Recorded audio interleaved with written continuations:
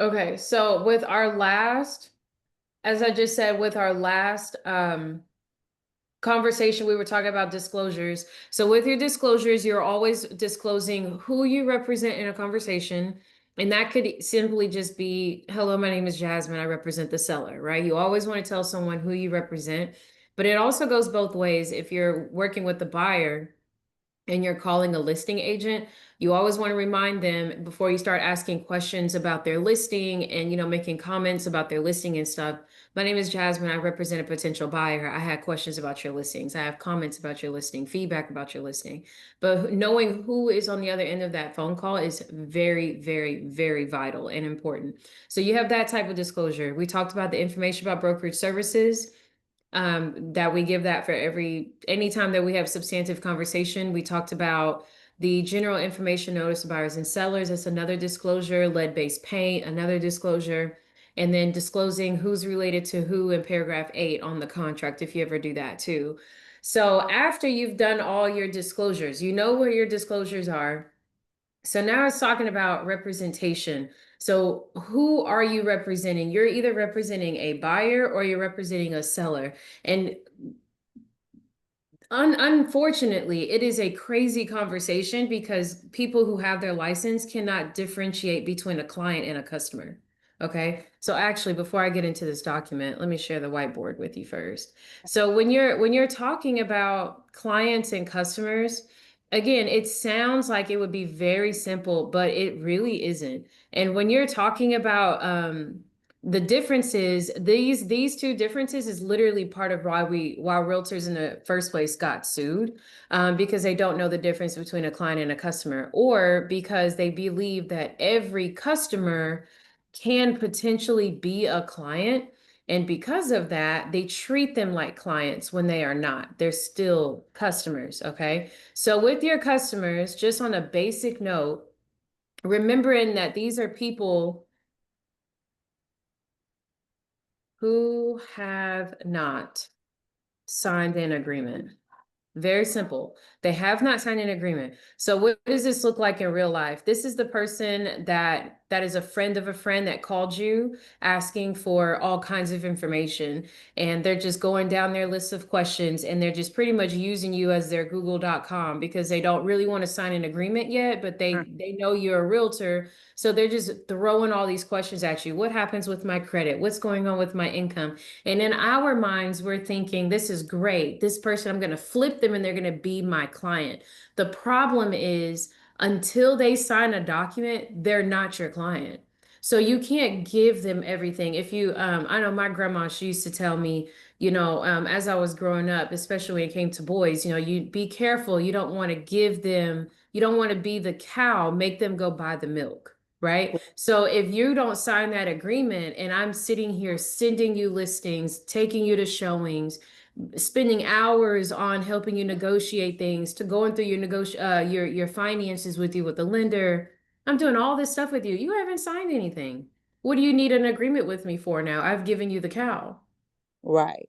Right. So you got to be careful with this kind of stuff. And also remember that although these are people who have not signed an agreement, these people are still owed something from us. And literally, it's just honesty and fairness. And we should have this should be very familiar from what you've learned in your pre-licensing courses. So we just owe them honesty and fairness. So now what this looks like, again, in real life, right? I want to make it relative. Think about a store that you like, Costco, Walmart, Target, wherever, Mercedes-Benz, any store that you love. When you walk into that door, you're a customer. You're not a client until you purchase something and you have a contract with that store. That contract is called a receipt, right? Hmm. So when you walk into that store and you ask them, can you tell me where the staplers are? The fact that the person in the blue shirt that works at Walmart is even talking to you in the first place and even tells you where the stapler actually is, that's honesty and fairness. Right. Even on a non-real estate level, customer service is literally the exact same idea that we're doing on a real estate side. It's just honesty and fairness. No, I'm not showing you any houses. No, I'm probably not sending you any houses to look at. I'm not putting you with my lender just yet. I'm not taking time out of my day for you like that. I'm going to have listing presentation. I might have a buyer presentation or a quick phone call with you, but you only get one of those out of me. Period. Because otherwise, what do I really need to hire you for if you're going to give me all this information? Okay. So now our clients, this is where we're going to start diving into the paperwork. Our clients, these are people who have signed an agreement. And those agreements, there are multiple types, right? But we're just going to go through two basics. Well, actually, we're going to do three. So you have the buyer rep agreement. And this is the long and short form. Okay, there's two buyer representation agreements, and we have the listing agreement. Okay, and we're not going to go through the exclusive right to lease. We're just going to go through the exclusive right to sell because that's the one we typically deal with the most. But it's the same kind of concept as the lease document. But these are going to be our differences. Now, what do we owe our clients? This goes back to your pre-licensing courses. We owe all of our clients the fiduciary duties. Every single time they get it all. Okay. So they're going to get the whole old car. That's your obedience, your loyalty, disclosure, confidentiality, accounting, and reasonable care. I'm not going to go through all that. We're not pre-licensing anymore. Just reminders. These people get all of that. They get the entire cow and bottles of milk if possible. We give them everything because we want them to close a deal, right? So we give them exactly what they signed up for. Versus again, customers, their honesty and fairness, and that's it. Setting that boundary early with a customer is going to help you while you're negotiating with them on the client end. And some people forget that the negotiation stuff is not just with the other agent, it's also with your client, right? Having the active listening and talking to them about what their needs and wants are and how realistic is it to actually give them that. And then negotiating with them, can we compromise on location? Can we compromise on price? Can we compromise on this or that? You're negotiating with your client as well, okay? Mhm. But you're not doing that with no customer. You're just doing that with clients, okay? All right, so I'm going to stop here.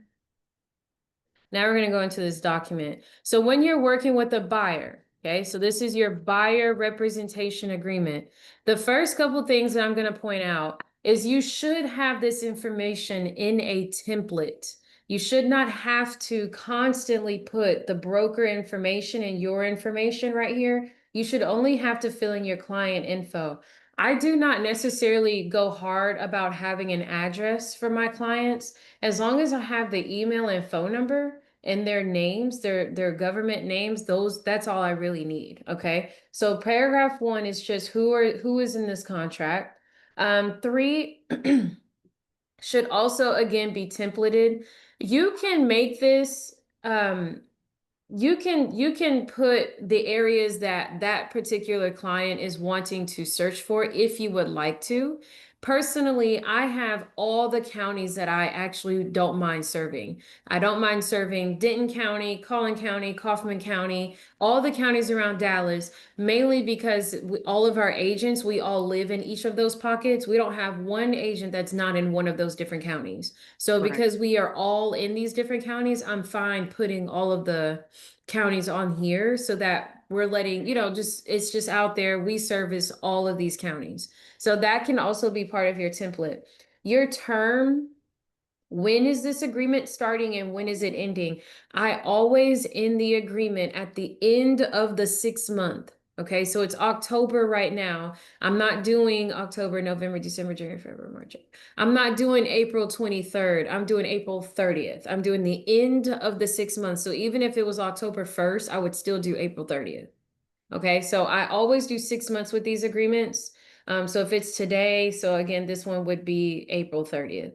Okay, that would be my 6 months. If there needs to be any type of extension and such like that, that goes on the amendment. If you need more time and that client is willing to do so, but I always start with 6 months, okay?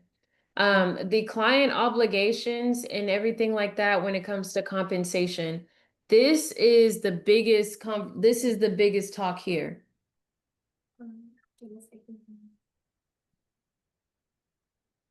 This is the biggest conversation here when it comes to our commissions.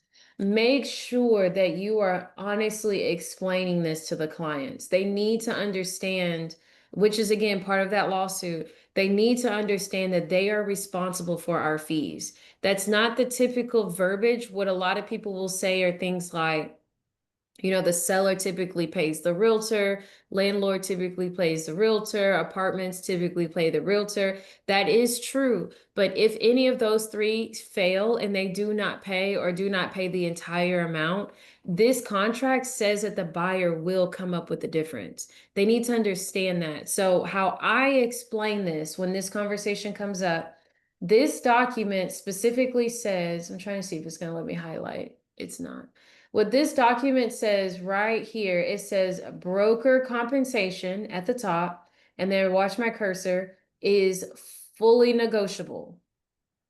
Broker compensation is fully negotiable. That's what this says. I do not do things like ask landlords, apartment complexes. Well, I do for apartment complexes, but like landlords and listing agents, I do not ask them how much um they're paying the buyer agent or the tenant agent. I put whatever commission I put in my contract with the buyer or the tenant. I'm not going to ask you why, because it's fully negotiable. If you don't like the number that I sent you, then we can negotiate it. But I'm not going to ask you so that I'm starting under where I want to be in the first place. So if you're asking for 3%, why would I ask the listing agent, what is your commission, for them to tell me 2.5?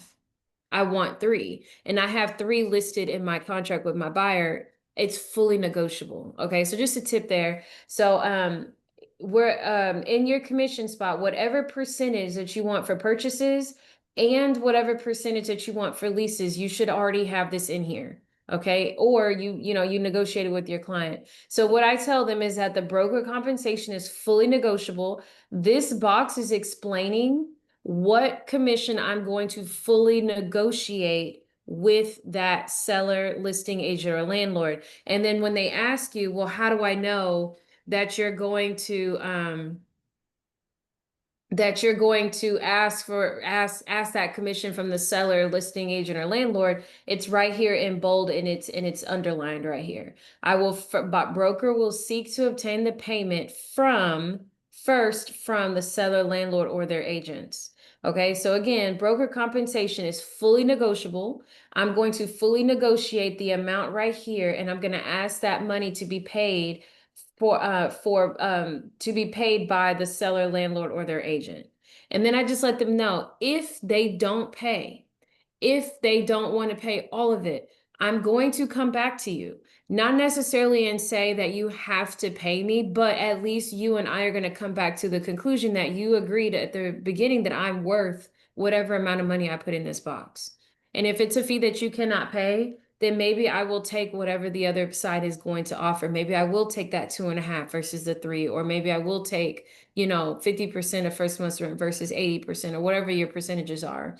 I can then say, after they have said I'm not going to pay, now I can tell my buyer or my tenant, hey, they're not going to pay. So this is what I'm going to do from here. Okay. So that's how you should be explaining that, because that's what they're signing. They are signing that they are willing to pay you whatever you put in this box. Okay. But you're going to ask the other side for the money first. Okay. Go ahead, Ashley. Were you about to say something? No, I'm sorry. I said okay because I was writing it down. Okay, cool. So the rest of this is explaining how is that compensation that you're going to fully negotiate with the seller, landlord, or the listing agent? How is that earned and paid? What other additional compensation might there be? All that kind of stuff. Bonuses and such as that. Now, this is called the protection period, paragraph F right here.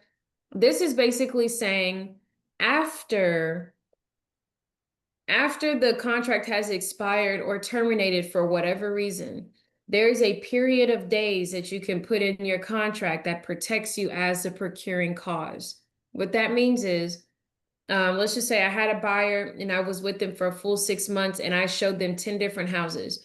Our time ran out. They decided not to renew the contract with me, but instead went behind my back and waited until our contract was over, went behind the back, and then went to that seller and bought the house anyway, a house that I showed them first. I was the procuring cause. You wouldn't have known about that house if I didn't bring you there myself. So if they do that within the amount of days that you have here, it protects you. Same thing if I'm selling a house. If an offer comes in from Angel on a house that I have listed and my seller denies that offer and waits until the listing expires and then calls Angel without me and lets Angel do an intermediary, I had the house listed. You wouldn't have known that the house was available for your client to buy if I didn't list it myself. And you gave me an offer. I'm the procuring cause. I'm the reason why y'all even know each other. This is what protects you when that happens. Personally, this is a Jasmine thing. You can put whatever amount of days you want here. If you want to put 30 days, I've seen a full year, I've seen 3 months, I've seen 30 days, 90 days, 60 days, 45 days. I've seen all of that. I don't put any days here. If I was not able to close the deal from the beginning, and my client is malicious enough to specifically wait or go behind my back to close a deal that I was a procuring cause for, and it was that important that you had to cut me out the deal, I genuinely, I'm gonna let God handle that, and I'm cool. I'll go work with somebody else. All money is not good money. This is a personal opinion. If that's what my client is doing, I probably shouldn't have been working with them in the first place. I should have been able to call out that type of ill intent from that person in the beginning versus thinking, okay, you're really just going to slide me on the back end. So I've never had days in this box. But if you have worked really, really hard on somebody, 6 months to a year, and they just go behind your back, you're like, I wasted a lot of gas, time, money, whatever, and you want to be protected, put some days here. This is just a Jasmine thing. Mine says 0. Okay. This should say Collin County, because that's the amounts payable to the broker I paid in Collin County, because that's the association we were a part of at the beginning. So just leave it at Collin County. Representations, intermediary. I am 110% okay with intermediary transactions. So if you want to represent a buyer and seller as an intermediary without appointments, just let me know that it is sort of without appointments so I can support you however you might need to. But I am cool with that 100%. I am not going to stop you from representing and being on both sides, not at all. I'll just make sure on another note that you are doing it correctly, but I'm not going to say no to this. If you would like for me to appoint someone to the transaction so that you're not doing it by yourself and that you do have another agent as an appointment, I can definitely do that for you as well. But I am good with intermediaries. So my buyers and sellers, I walk into the transaction and I make sure they understand what an intermediary is and that we do those.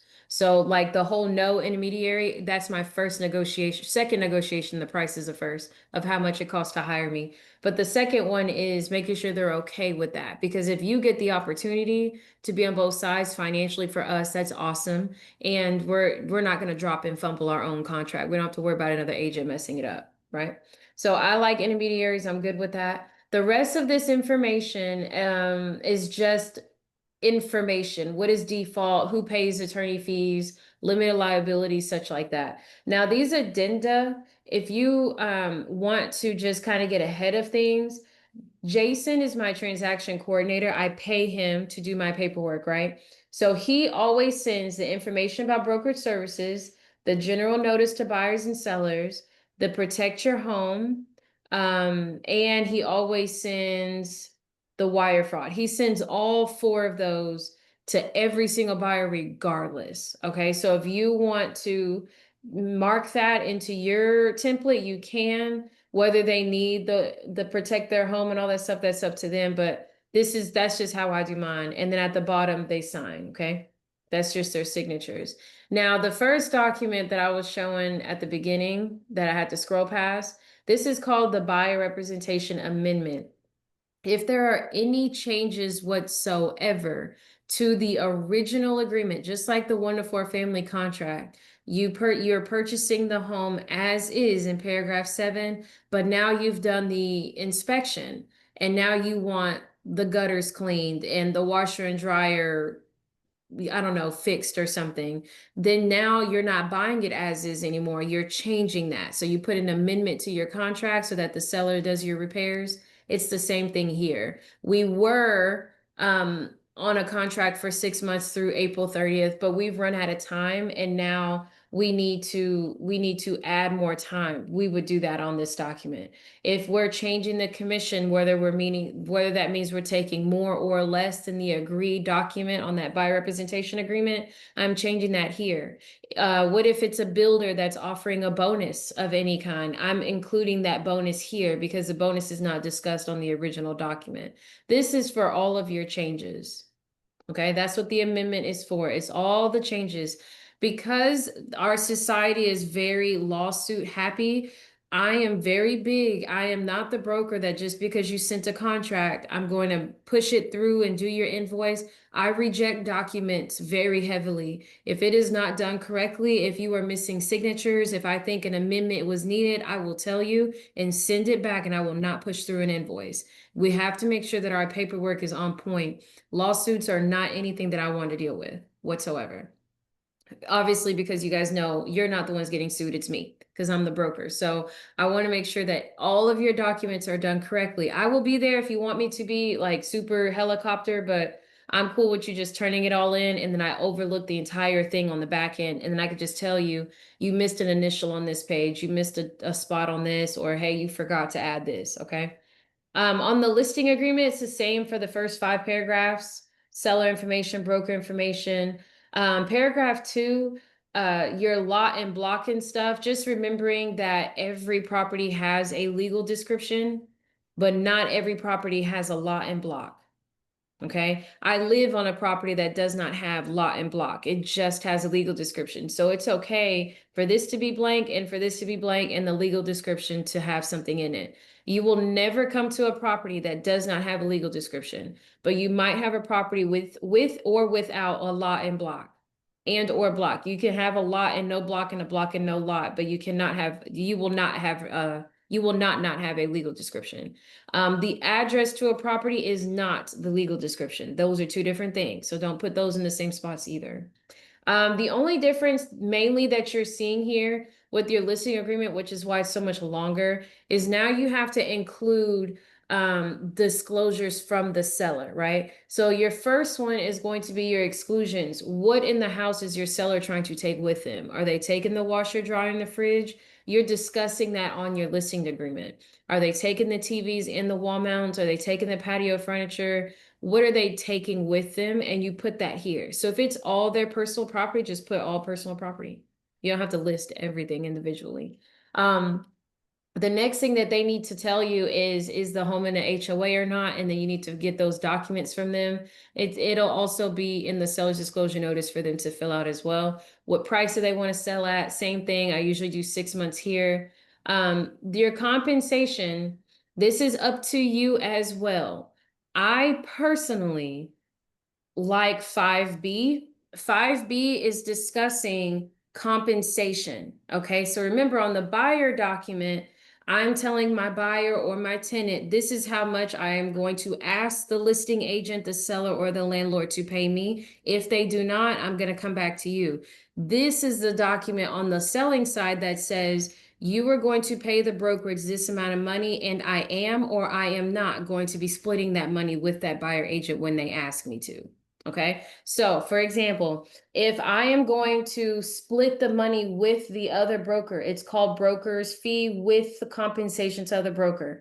Okay, so let's just say that I'm going to put egregious numbers on purpose because I don't want to do an the Sherman Act for talking about commissions. So I'm gonna do a number that's like totally impossible, right? So if I ask for 10% as a listing fee, I could ask for 10% and then down here in bold, because the buyer agent brought me a buyer, I'm willing to split it in half and I'm gonna give them 5%. But the seller is upfront saying, I'm gonna give you 10% of the list price. You are saying to that seller, and I promise when they bring a buyer, I'm going to give them 5%. Okay, so now how that translates on the buyer document up here, On this buyer document, this buyer agent has told their buyer, I'm going to ask them for 5%. Okay, I'm going to first ask the seller, the landlord, and the listing agent or the listing agent for this 5%. If they don't pay, you're going to pay the difference. Well, this is great. I asked for 5% as a buyer agent, and whoop-de-doo, the seller is paying 5% as the listing agent to the buyer who brings the buyer. The buyer agent who brings the buyer. So this is great. You wanted 5% as a buyer agent, and the listing agent has 5% to give you. Okay, the difference happens when this person is asking for 10%, but they only have 3% to give you. But you ask for 5% on the buyer side. What happens to the other 2%? You're either going to ask your buyer for it, or you're going to decrease your commission to match what the seller is providing. Those are the only two options. You're either going to ask your buyer for it or decrease and walk away. Or walk away, I guess that would be the third option. You could just, your client could just say, well, since you're not paying my agent, I don't want to buy the house at all. Okay. Now, this is not my typical format. I personally do not offer to pay buyer agents upfront. The contract says that the compensation is fully negotiate. You finna negotiate if you send me a contract. So in my contracts, when I do the buyer broker, it says without compensation. If I want 10%, this is mine, 100%. I'm not sharing that. I want the whole 10%. And then when you send the offer and you ask for 5%, the seller will write in a separate check for you. I'm getting the 10% and I'm not sharing it. Do you see the difference? Whereas up here, I'm getting the 10% and I am going to share. Down here, I'm getting 10% and I'm not sharing. It doesn't mean that that buyer agent is not getting paid. They're just not getting paid through me as y'all's broker. I am not writing that check for them. We are getting our money and then that's it. They're going to have to get their money at the title company, same way. It'll just come out of the seller's pocket like that versus out of the broker's pocket. Okay. So I do it like this because I'm not there. I'm not really required to disclose anything. It's a negotiation tactic because the typical agent will call me and say, I had one do it yesterday. Hey, I want to show your listing that I see on MLS. What is the buyer agent compensation? And my response to him is send me an offer with whatever you're looking for. Because my listing agreement does not have a fee set aside for you. So I don't know how much my client's going to pay you. I can't answer that because we didn't even talk about it. We're only paying me right now. Once you send the offer, then we'll do an amendment and then we'll pay you. But for right now, up front, we're just worried about me. Okay, so unless you are very comfortable with the paperwork, I do not recommend you do what I'm doing because this is so straightforward and what the typical agent does, that is a negotiation tactic that I use to protect my sellers. Okay, but I wanted to make sure I explained it in depth for you. Okay, so the rest of this is just, again, it's just disclosure. Intermediary, is the home about to go into foreclosure? Can I put a sign in the yard? Can I put a lockbox on your door? What showing services do we use? And that's usually Broker Bay or CSS. What kind of financing is this home is allowed at this home? Some houses are good for USDA. So you're putting on here, up front that this is going to take extra financing. Or if there's a home that's got a lot of like defects to it, more than likely FHA and VA are not going to approve that loan because the house is not safe, sound, or secure. So that would be a cash or conventional offer only, maybe even owner financing only. So that's why this is on here. Not every house is everything. Not every house is everything. Some are, but some are not. Okay. So it's always good to go look at the house and then you'll know if a FHA appraiser is going to say that this house is sound and somebody can live here. Okay. So the rest of this, again, these are all the additional documents, always have your seller's disclosure notice, information about brokerage services. If there's a lead-based paint, put the lead-based paint addendum. If they have their survey, you want to add the T47. So any other documents that just need to be added at the beginning, that's what this is for. And then you're signing everything and you're good. And then just like the buyer amendment, there's a listing amendment. If the commission structure is changing, if the amount that we're selling the price for changes. So again, I just did this. So a client, I have their house listed for $299,999.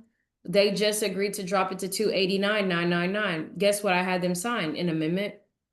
I make them sign a document that says it's okay to change the price to 289,999. Is that extra? Yes. But guess what? My clients can't ever say, Jasmine Jasmine had me accept a price that was under my budget and she didn't disclose. And I don't remember ever saying that I was okay with the lower price. And clients will have a fever dream in a minute and then blame the agent. So I make sure any and all documents that could be signed to protect me are signed. Okay. So this could simply just be a price change and you're using this document. This could be how long you're going to have the listing and you're changing that on the document, how the fees are structured, we're changing it on the document. And if there's anything extra, they could be changed as follows, anything else that could be changed, it's here. Okay.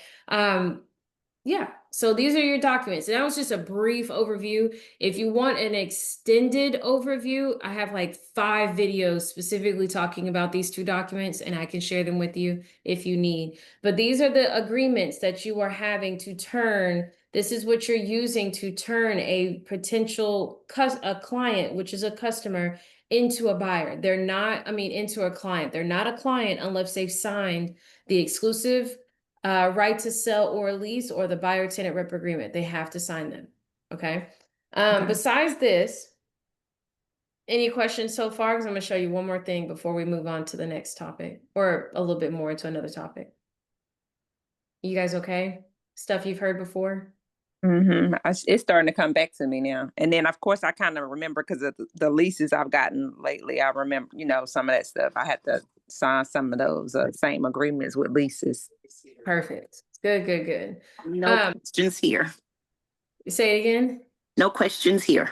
Okay, good. All sounds familiar though, right? Yes. Okay, good. Okay, the short form. This document is only used for 2 reasons. Either you're doing showing services or you just don't have time to go through the long form, but you'll do it later. Okay, so I'm gonna give you an example of both. If you got a friend or a family member that just needs to go see a property, okay, not necessarily an apartment, but because you're doing that with whoever works at the apartment, the leasing agent, but it's going to a property that requires you to open the door. You need to have a showing services form signed or the regular buyer rep agreement that we just went through. Okay. So this is a short form because it's a 1-pager. It's literally a short form. So right here where it says showing services, if you see my cursor, this is literally saying the client is allowing me to show you properties for how long, and you put the date here. So if it's just for today, then I'm going to put today's date. It's active today and it ends today. I'm only showing you properties. This is for the person that is not ready for full-blown representation, but they want you to show them a house. And remember, we just talked about no cows and milk, right? So Right. what you can do is, I'm sorry, the date is down here. But what you can do is you can say, for every house that I'm going to show you, because I don't give people cows and milks, right? I can put a dollar amount here. Right. So I have a realtor friend. She charges people $30 per house. If you're not her actual client and you're wanting her to show you houses, she will have you sign this form and it's $30 per house. So if you want 4 houses showed, you have to cash app her $120 and then she'll take you. After you sign this form, because of the lawsuit states that we have to have clients before we can open the door for people. This is how you make them a client, just to show them a house that day. Okay. Now, if that's not, that would be the first reason why you would use this document. If you are actually going to be representing someone in full service form, you can do that. If you need to, and then just not have enough time to fill out this document, that's fine too. So a quick example that I've had to use this for. I was in a builder's model home, and I purposely go to those with a badge on my chest. I have one that says SCM Realty, yada, yada, yada, my name and all that stuff. And I wear it on purpose. So I don't ever meet my builder clients at the house that they're purchasing. I always make them come back to the model home, but my next potential client is in that model home. right? A lot of people walk into builders' offices without representation, but if they see a realtor, it makes them think or wonder, I wonder why a realtor's here. Do we need representation? And sometimes they'll ask you questions. And then now I've probably got you too, right? So I do that on purpose. So I was waiting for my clients to show up for a final walkthrough. I always get there 30 to 45 minutes early to give me time to run into somebody that might need me. It's on purpose. And this family did exactly that. They were asking questions and wanting to know, how do I fit into the situation with there being a builder? And I don't have time to go through a 5 to 7 page document with you, but I have the zip forms on my phone and I have my laptop with me 24/7. I was able to explain this document to them. And I told them to go to lunch until I was done with the client that was coming, because my time's reserved for my client. You see how I'm setting that boundary too? I want to talk to you if you're my client, not a customer. I don't want to talk to you. You're a customer. I only want to do this for clients. So if you want to be a client, cool. I can represent you. I don't have time to do 5 pages worth of explanations. I can do a 1-pager, go have lunch. Let me finish with the client that has my time right now. You come back and then I will be here and let's go look at some houses from this builder. And they signed it right there in front of me. And then they left. And about 10, 20 minutes later, my actual client showed up. We did their final walkthrough. I came back to the builder's office. They were my client because they signed, and we went through the process and they bought a home too. Okay, so I don't have time to go through the long form right now, so I can only go through the short form. That would be the only 2 reasons why I would use this document. Either I just don't have time, or you are asking me to literally just show you houses, and I'm probably going to charge you for that. That's your decision though. I'm telling you, as your broker, if you want to charge people to show them houses, that is your decision. You can if you would like to. Okay. Okay, cool. All right, so those are your documents. Now, on the client side, when it's actually time to get them to sign the document, that's the part, okay, right? So it's not just, I want to oh, I'm going to share a different screen. It's not that I want to, you need to be able to not just understand the paperwork of that, which is what we just did, but I also need to figure out how to get the client to sign it in the first place. Okay. So like, it's good to know it, but if I don't have any clients to sign it, what good is it? Okay. So Right. my tidbit to you is going to be knowing people. Okay. And this is just you understanding the prospecting game and understanding that people really don't like to be prospected. Okay. If you've been around in a lot of my other trainings, I will tell you, I genuinely meet clients by just going out to meet people. I make time every single day, if possible, to go and have a conversation with somebody I do not know. Not necessarily to show them a house, but because I actually want to talk to people every single day. One, it gives me practice when it comes down to the actual negotiation table and really trying to show you what I can do and stuff, all of that. But I genuinely like people. So because I like people, I love talking to strangers. Brock says it all the time, if you get kidnapped, I just won't be surprised because I just talk to everybody. We know. I literally talk to everybody. So literally even today, I told you I was in class from 8:30 to 4:45. And then I had to get on this call with you. How in the world did I have time to talk to somebody? We went to the Chinese place to get food, and there's a lady outside of the Chinese store selling Honey Crisp truffle thingies. I haven't talked to anybody today. So I took 2 minutes out of my day and I talked to her. I talked to her, not about real estate, about her little truffle stand. And you know what? When she was like, "Well, do you want my card?" and da da da, and I was like, "You know what? No. How about this? I'm gonna take your card, but I want you to have my card too." We didn't even talk about real estate. I didn't tell her I was a realtor or nothing. I simply said, "What are you selling?" And I let her talk to me. Okay. So I use social cues. I read the room. I'm an active listener. So even that 2 minutes is all it took for her to tell me, what exactly do you have on this stand here? And you can see I'm in a hoodie and I actually have on pajama pants. I'm not in professional wear whatsoever. I'm a human being talking to another human being. I'm not trying to sell you. I just want to talk to you. And you know what you're going to remember is that weird girl who had her hair out in this hoodie when it's not even cold outside and these pajama pants who stopped to talk to me about my truffles that I did not purchase. I just wanted to know what she was selling. And I did take her phone number, but I gave her my business card too, electronically. So now I have her number and she has mine. When she decides to go look and click on my link to save my contact, if she decides to do that, she's going to see that I'm a real estate broker. She's going to see that I can build on your land because all of that is in my Blink card, right? But I talked to her about her little truffle thingies that I would never eat a day in my life because they had peanut butter in them and I don't like peanut butter. But I like people, okay? So reading the room, active listening, and trying to build that rapport. Again, she's gonna remember me. She's gonna remember me. She might text me one day. It could be a 2-3 months from now, and she's gonna be like, do you remember me? I was doing this and I'm in this apartment and I need to move. And I stopped to talk to her about her truffle thingies. Okay.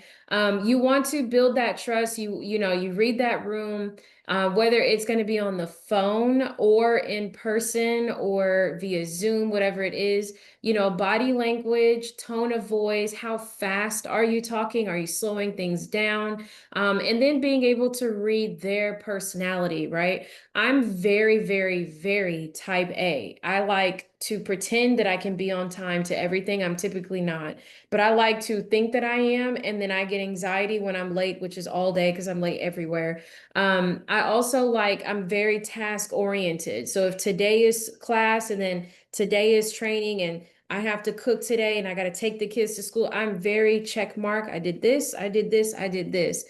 I am empathetic, but I'm empathetic towards other people, but I don't need that for myself. I don't like people crying. I know my personality and I need to be able to identify yours within 30 seconds. Very quickly. I have to be able to figure this out. You cannot figure it out if you're doing all the talking. So the person that is asking the questions, that's the active listener. What are you selling here? What does this stand for? Oh, this is my truffles and da da da da. Really, what made you get into this? What was your calling? I'm trying to think of the questions I asked her. I asked her, what are you selling? What made you get into this?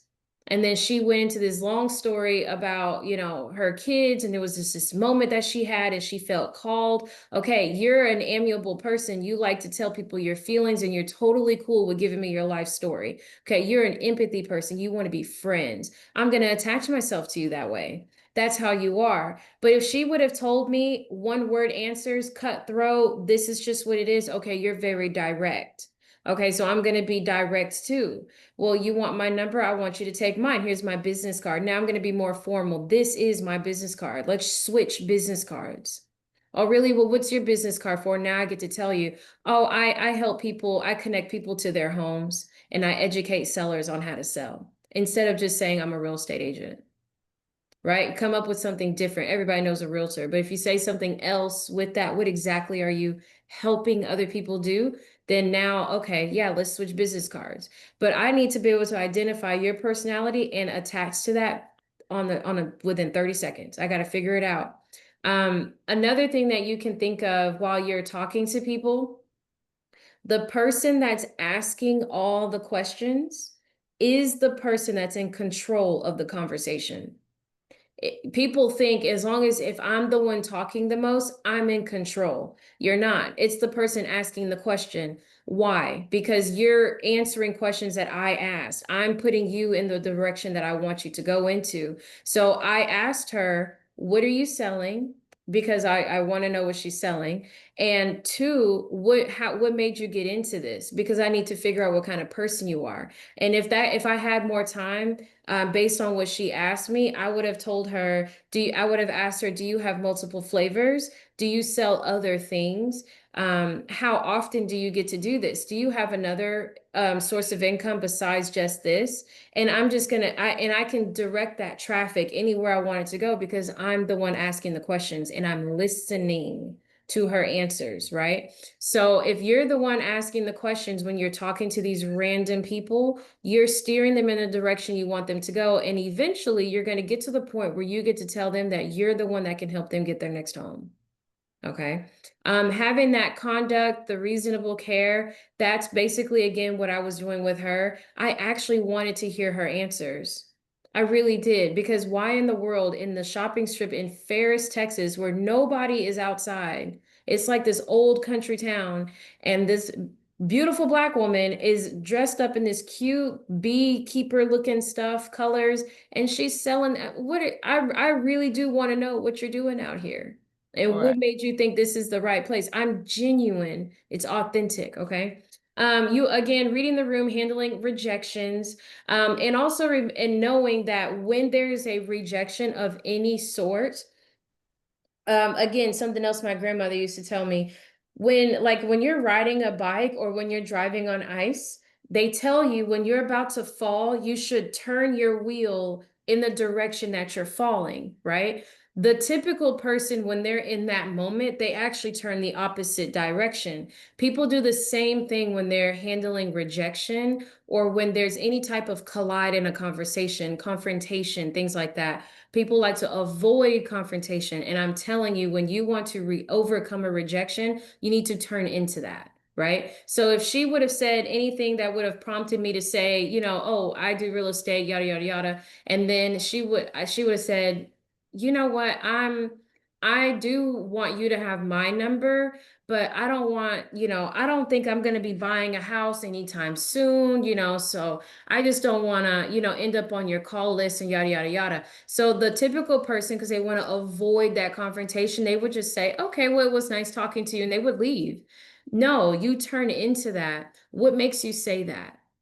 Why do you feel that way? What makes you make that comment that you don't think that you could buy a home? I'm skipping right over the whole you don't want to be on my call list. Why don't you think you would be able to buy a home? Well, because I really need to get my finances in order, da da da da da. Did you know that there are loans out there where you can literally get a check back by the time I'm done negotiating your deal?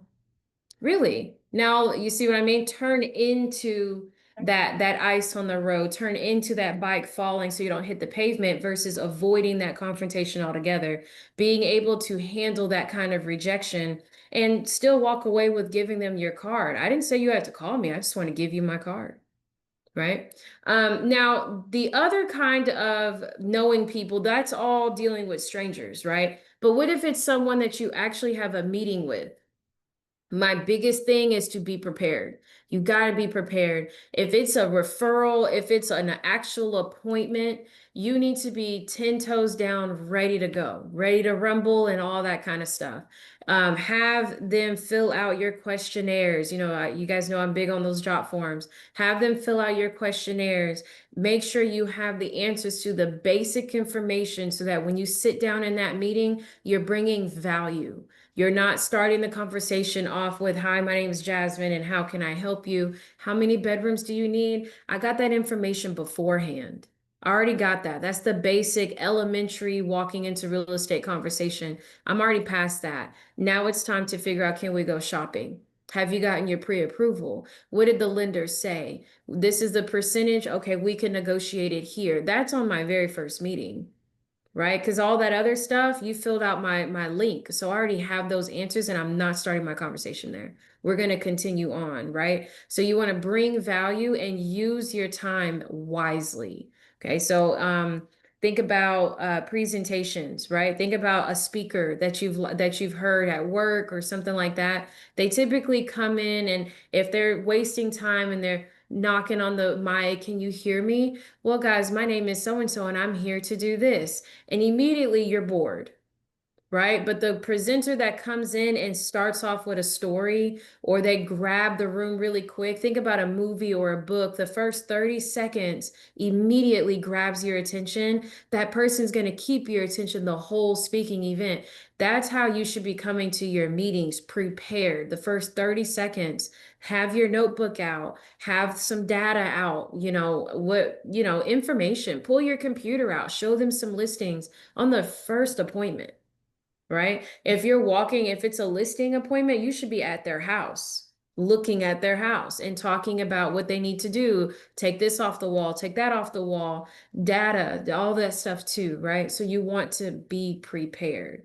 Knowing the paperwork, I think there are 3 things everybody should know to be successful in real estate. Knowing the paperwork is number 3, for me. But number 1 is knowing people. You're not going to get anywhere if you don't know people to begin with. You got to be able to decipher, again, personalities, overcome objections, and be an authentic person.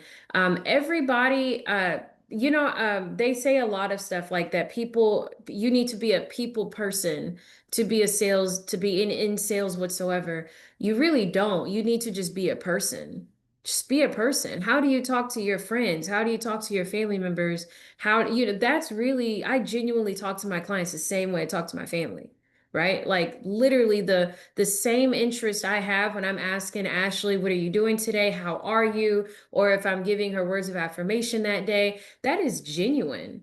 That is genuine. That's just who I am as a person, to the point where I had a client, I closed her months ago, and she called me and I was like, oh, and I saw her name and immediately I'm thinking client mode. I did just put her in a lease. It is month to month. Maybe she's ready to buy. To my surprise, she called me just to talk. And she's like, you had my listing I think I had that listing for 8 months before it closed. And she was like, I'm so used to talking to you at least every week. I've gone 5 months now since we've last talked. And I just miss talking to you. So I just wanted to see how you were doing. And I was like, huh. It made me smile because I was like, dang, like I haven't talked to you in a while, but I talk to all my clients all the time. So I'm always on the phone. But she missed that connection. That's because it was authentic. I Right. meant it when I called to ask her, how are you doing? I meant it when I popped up at her husband's funeral because her husband died in the middle of our listing. Oh yeah, I remember that. Okay. Yeah, like I meant that stuff, So when you can be authentic like that, mind you, she's referred to people for me since. I have not talked to her. She's gotten gifts for those referrals, but I've not actually talked to her. She gets stuff in the mail. But that, having that connection. Another lady sends me a text. I'm sitting in my closet and I cannot believe you helped me get a home after 40 years of being in my other house. I'm just sitting in awe on the floor in my beautiful walk-in closet. I just wanted to say thank you. Because that connection I had with you was genuine. It wasn't just so I could get paid at the end of the 30 days and I can leave you alone. Right. So if you can get to know people and enjoy that kind of stuff, I believe that will help you with your daily conversations. A short-term goal that I think you can start with is you need to talk to at least 3 random people a week. 3 that do not know you and do not know you are in real estate and has nothing to do with your job. So on your lunch, talk to the person that's making your sandwich at Subway. Just talk to them, not just about real estate, just talk to them. And just see, is there a moment where I can give you my card? Is there a moment where I can give you my Blink card, let you scan my QR code? When you go to the grocery store, talk to the person ringing out your groceries. Right? Ask them how their day is going. How long have you been on your shift? When did you start working here? Any of that stuff, right? Because yes, it's genuine, but you're also adding it up. If you're a manager here at Walmart, I know how much they make, how long you've been here. I'm evaluating, could you potentially buy a home? But I'm also genuine in what you have to say. I want to know. Okay. So that's pretty much all I have. I just wanted to go through our paperwork on the disclosures and reminders again on that link that I put in the chat. And I wanted to go through our buyer representation agreements, just give a quick refresher on those, and then talk about people, how you can get those people to sign your paperwork. Once you make that genuine connection, it will be nothing. They will be eating out of the palm of your hands, ready to initial and sign whatever you put in front of them, if there is authenticity when you talk to them in the first place and you put that hook and you reel them in. Okay. And do you have any kind of advice on, because I haven't did one in a while, an open Well, it looks like someone Say it again.